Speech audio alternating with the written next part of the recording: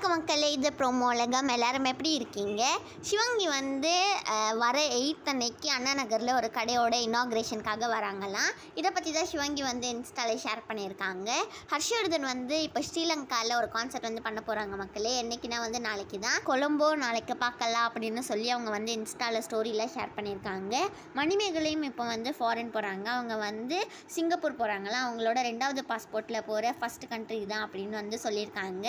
பார்க்கலாம் சிங்கப்பூரில் வந்து எனக்காக என்னென்னலாம் இருக்க போகுது அப்படின்னு சொல்லி அவங்க வந்து இன்ஸ்டாவில் ஷேர் பண்ணியிருக்காங்க. ஏர்போர்ட்லேருந்து எடுத்து அப்படியே ஹுசைனுக்கு ஹாலிடேக்காக விஷ் பண்ணியிருக்காங்க மக்களே.